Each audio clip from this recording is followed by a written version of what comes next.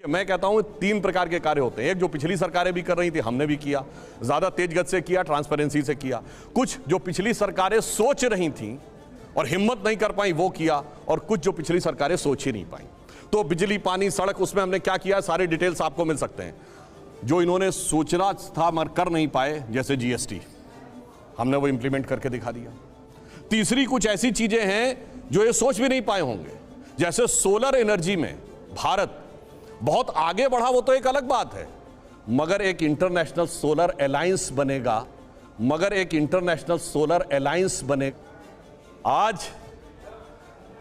श्री राम जन्मभूमि का उभरता हुआ मंदिर देखिए, महाकाल का कॉरिडोर देखिए, काशी विश्वनाथ का कॉरिडोर देखिए, और इतना ही नहीं, उभरता हुआ भारत की शक्ति का प्रतीक नया संसद भवन देखिए।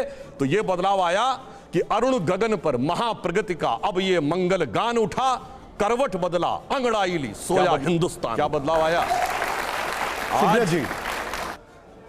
श्री राम जन्मभूमि का उभरता हुआ मंदिर देखिए, महाकाल का कॉरिडोर देखिए, काशी विश्वनाथ का कॉरिडोर देखिए, और इतना ही नहीं, उभरता हुआ भारत की शक्ति का प्रतीक नया संसद भवन। ये बदलाव आया कि अरुण गगन पर महाप्रगति का अब ये मंगल गान उठा, करवट बदला अंगड़ाई ली सोया हिंदुस्तान उठा। देश ने 9 साल में सबसे ज्यादा बेरोजगारी देखी, और बेरोजगारी ऐसी देखी कि जब आप सरकार, इस देश में बोला गया 15-15 लाख सबके अकाउंट में आएंगे, 83% जनता की आय कम हो गई है। और आज इंडियन एक्सप्रेस की खबर है फ्रंट पेज की, जिसमें पूरी तरह से अंकित है कि agriculture labour, non agriculture labour और दिहाड़ी मजदूर सबसे ज्यादा प्रताड़ित है। 2014 से उसकी आय नेगेटिव हुई है। यह इनके कीर्तिमान है। लेकिन अब क्योंकि बात हो ही रही है, जो तथ्य इन्होंने दिए, कार मैन्युफैक्चरिंग 7, 1, 2, 3 नहीं, 7 बड़े ऑटोमोबाइल जायंट्स भारत में अपनी दुकान बंद करके चले गए। चाहे वो जीएम मोटर्स हो, चाहे वो फिएट हो, चाहे वो एनफील्ड हो, अपनी दुकानें बंद करके चले गए क्योंकि उनको भरोसा नहीं है सरकार की नीतियों पर। ये मोबाइल मैन्युफैक्चरिंग की बात करते हैं। इस देश ने एक चीज बहुत बड़ी देखी। इस देश ने एक ऐसा प्रधानमंत्री देखा जो जब प्रधानमंत्री नहीं थे तो कहते थे चीन को लाल आंख दिखाएंगे, और जब चीन अतिक्रमण करके बैठा है तो प्रधानमंत्री लाल शर्ट पहन के उनकी जी हजूरी के लिए अपने खाने की थाली छोड़कर खड़े हो जाते हैं। इस देश ने एक ऐसा प्रधानमंत्री देखा जो चीन को सबक सिखाने के बजाय 3 साल से चीन को अपने सबसे बड़ा ट्रेडिंग पार्टनर बनाया हुआ है। चीन और हमारा ट्रेड डेफिसिट 100 बिलियन। इस देश ने मिजोरम और असम के बीच में गोलियां चलती हुई देखी। इस देश ने कर्नाटक और महाराष्ट्र के बीच में तनातनी देखी, जहां पर भाजपा की शासन है भूमि को लेकर। इस देश ने मणिपुर को जलते हुए देखा, लेकिन प्रधानमंत्री और अमित शाह जी के मुंह पर एक जरा सी शिकन नहीं देखी। इस देश ने तैरती लाशें भी देखी। यह देश सब कुछ देखता है, और अब देश यह भी देख रहा है कि भारत के उद्घाटन होने जा रहा है। और भारत का संसद क्या है यह हमारा संविधान बताता है। अनुच्छेद 79 क्लियरली कहता है इंडियन पार्लियामेंट का मतलब है राष्ट्रपति, काउंसिल ऑफ स्टेट्स राज्यसभा और लोकसभा। राष्ट्रपति को दरकिनार करके ये मोदी शो जो हो रहा है ये भी देश देख रहा है। किराए के लोग ले जाकर जो बाहर शो होता है वो भी देश देख रहा है। और यह देश आज एक सवाल पूछ रहा है। जब रामनाथ कोविंद जी राष्ट्रपति बने, आपने कहा दलित राष्ट्रपति हैं, दलित राष्ट्रपति, आपने बहुत ढिंढोरा पीटा, अच्छी बात है। उनको शिलान्यास के लिए क्यों नहीं बुलाया गया? क्या राष्ट्रपति का हक नहीं है?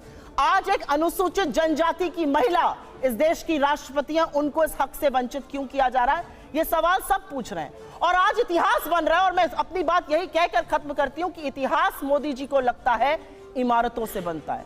जी नहीं, इतिहास ना इमारतों से बनता है, ना 9 साल में बनता है। इतिहास तब बनता है जब 200 साल की ब्रिटिश हुकूमत के बाद आप रोना नहीं रोते, अपना दुखड़ा नहीं रोते, आप IIT, एम्स, ISC, बार संस्थाएं बनाते हैं। इतिहास तब बनता है जब भारत में आप 21वीं सदी की IT और टेलीकॉम रेवोल्यूशन की नींव रखते हैं। इतिहास तब बनता है जब 1991 में आप अपनी इकोनॉमी को खोलते हैं और ग्लोबलाइजेशन का एक अहम हिस्सा बनते हैं। इतिहास तब बनता है जब 2004 से 14 के बीच आप 27 करोड़ लोगों को गरीबी की सीमा रेखा के ऊपर खींचते हैं। मनरेगा, खाद्य सुरक्षा अधिनियम, right to education, right to information जैसे कानून लाते हैं। एक एक ऐसा अधिनियम बताएं जो लाख करोड़ लोगों को इस देश में गरीबी की सीमा के नीचे ढकेलने का काम किया है, का फलसफा है कि और उसमें यही अंतर है। ये मोदी सरकार ने 2000 ऐसे नियम समाप्त किए हैं, प्रासंगिक हो चुके थे, व्यर्थ के हो चुके थे, पर केवल सरकारी कार्य में बाधा उत्पन्न करने के लिए बने हुए थे। मैं उदाहरण बताना चाहता हूं। एक अमित शाह जी ने मुझे स्वयं बताया था कि जब वो गृह मंत्री बने गुजरात के, तो जानते क्या था, 1965 की लड़ाई के समय गुब्बारे पाकिस्तान की तरफ से आते थे, वो कुछ पेपर डाल देते थे भारत की तरफ, तो हर हफ्ते पुलिस की रिपोर्ट आती थी कि इस साल कोई गुब्बारा नहीं आया। अरे भैया, और गुब्बारे का नियम बना हुआ, नियम का पालन हो रहा था। ऐसे एब्सर्ड रूल्स को हटाने का काम किया। यह हमारी इनकी सोच में अंतर है। अब जो इन्होंने बोला, अब मैं सिर्फ फैक्ट्स बोल देता हूं, बजाय इसके कि जैसे इन्होंने कुछ कहा ये हुआ वो हुआ। चेयरमैन है, उन्होंने कहा कि अगले साल भारत दुनिया में 15% ग्रोथ को कंट्रीब्यूट करेगा, वर्ल्ड की ग्रोथ में 15% कंट्रीब्यूट करेगा। हमारी सरकार आने से पहले हमारा ग्लोबल जीडीपी में का हिस्सा था, अब 9% से ऊपर का। और इन्होंने कहा कुछ नहीं हुआ, तो मैं मान जब करते जब हमारी सरकार आई तो हम सेकंड बिगेस्ट कंज्यूमर थे, क्योंकि हमारे यहां सबसे ज्यादा आबादी भी है, दूसरे नंबर पर। पता है 92% मोबाइल हैंडसेट बाहर से आते थे। आज हम सबसे बड़े प्रोड्यूसर हैं, 97% मोबाइल हैंडसेट हमारे बनते हैं। वो बनाने वाले कोई थोड़ी है, वो तो आसमान से कहीं जिन्नात आके बना रहे होंगे। 37 किलोमीटर पर डे अगर रोड बन रही है तो ये भी कोई रोजगार थोड़ी सृजित हो रहा है, वो कोई हवा से आके बना रहे होंगे। 3.5 करोड़ मकान बन गए प्रधानमंत्री आवास, वो भी किसी ने आके हवा में बना दिए होंगे। उसके लिए भी ऐसी क्या जरूरत थी। कार मैन्युफैक्चरिंग में आज 7.5 करोड़ परिवार हो गया, वो कार भी किसी ने आके हवा में बना दी होगी। इसलिए, और इन्होंने कहा विदेशी कंपनियां चली गई, बिल्कुल। अरे हमारी देशी कंपनियां अब उस लेवल पे आई, महिंद्रा एंड टाटा ने आर्सेलर को खरीद लिया, दुनिया की टॉप की कंपनियों में से एक आर्सेलर को खरीद लिया। चीन के अतिक्रमण की बात, अब जिनके दिमागों के ऊपर चीन ने अतिक्रमण कर रखा है कॉन्ट्रैक्ट्स के थ्रू, अब उसके लिए क्या करें। चाइना को हमने, अब ये लोग ये बहुत सेंटेंस बोलते हैं, चाइना के शी जिनपिंग को झूला झुलाया था। बताएं कैसा झूला झुलाया उन्होंने। आज मैं पूछूं, चाइना के साथ दुनिया के कौन से देश खड़े हैं? सिर्फ 2, नॉर्थ कोरिया और पाकिस्तान। चाइना का नक्शा याद करिए, इधर है पाकिस्तान, इधर नॉर्थ।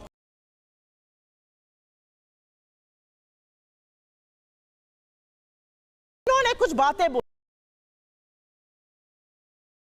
आबादी की बात कर लेते हैं। यहां से मुश्किल से 10 या 15 किलोमीटर दूर पर इस देश की सबसे डेकोरेटेड, सबसे सम्मानित वो लड़कियां जिन्होंने बड़े बड़ों को पटखनी देके हम सबके सीने गर्व से चौड़े किए हैं, 1 महीने से बैठी हैं और यौन शोषण का आरोप आपके सांसद पर लगा रही हैं। आपके मुंह से एक शब्द नहीं फूटता है, एक शब्द नहीं निकलता है मोदी जी के मुंह से, एक शब्द नहीं निकलता है अमित शाह के मुंह से। क्या ऐसी आपकी फंसी है ब्रिजभूषण शरण सिंह से कि आप नहीं बोलते हैं? ये सवाल मैं एक महिला होने के नाते पूछती हूं, मैं एक महिला होने के नाते पूछती हूं। बिल्किस बानो के अपराधियों को किसने रिहा किया? क्योंकि वो मुसलमान थी तो आप बोलेंगे नहीं। अंकिता ठाकुर का जिसने कत्ल किया, जिसने उसको जिस्म फरोशी में ढकेला, वो आपके विधायक का बेटा था। आप क्यों चुप हैं? आपने वहां पर इमारत ही गिरा दी कि सबूत ही ना मिले। आपका विधायक दोषी पाया गया है हत्या और सामूहिक बलात्कार का, कुलदीप सिंह सेंगर। चूड़ियां भेजते थे प्रधानमंत्री को, आज इनके मुंह से एक शब्द नहीं फूटता। महिलाएं इस देश की पूछ रही हैं और आपको भी पूछना चाहिए, क्यों चुप है मोदी सरकार? जब हमारी बेटियां जंतर मंतर पर 1 महीने से बैठी हैं, उन लड़कियों के आंसू देखकर, और आज की खबर फिर से मैं कोट कर रही हूं, एक समर कैंप होता था साक्षी मलिक बनने के लिए, तमाम लड़कियां वहां पर आवेदन देती थी। आज की स्थिति यह है कि बलात्कार और यौन शोषण की खबरों के बाद एक एप्लीकेशन नहीं आई है। यह इस देश की बेटियों के साथ ये कर रहे हैं।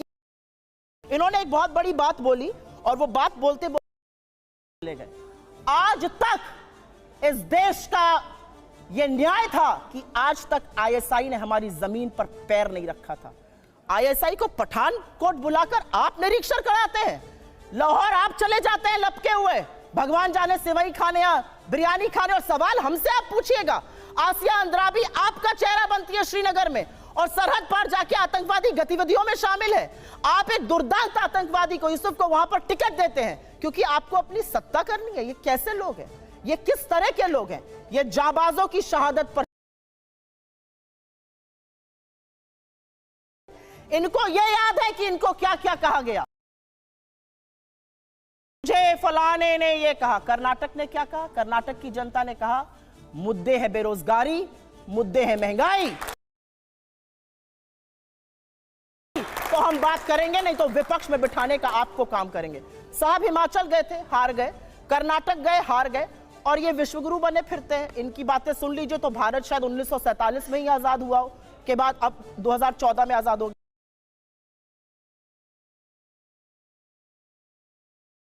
पहले भी शो पे समझाया है। हम मैन्युफैक्चरिंग कर रहे हैं मोबाइल की, जी नहीं, हम मोबाइल फोन की असेंबली कर रहे हैं। हमारा जो इंपोर्ट का बिल बढ़ा है वो इसलिए बढ़ा है क्योंकि हम उतना पार्ट असेंबल कर रहे हैं, वैल्यू एडिशन नेगेटिव है। हमारा जो कार का एक्सपोर्ट का मार्केट था वो कम हो गया है। सच को स्वीकारिए साहब, तब आप सच का समाधान कर पाइएगा। बेरोजगारी नहीं है, महंगाई नहीं है, अडानी ने कोई महाघोटाला किया ही नहीं है, चीन है ही नहीं। जब आप आंखों पर पट्टी बांधकर शासन चलाइएगा तो देश का वो हाल होगा जो हो रहा है। मैं तो एक महिला होने के नाते एक ही सवाल पूछना चाहती हूं कि हाथरस की गुड़िया को आप 2:30 बजे जलवाएंगे, दोषी रेप में आपके विधायक पाए जाएंगे, आपके सांसद के ऊपर यौन शोषण का आरोप है, आपके विधायक का बेटा एक लड़की के कत्ल का मुलजिम पाया जाता है। आप अब महिलाओं की बात कब करिएगा? बेटी बचाओ बेटी पढ़ाओ का नारा देने वालों से यह सवाल मेरा है कि साक्षी मलिक और विनेश फोगट से आप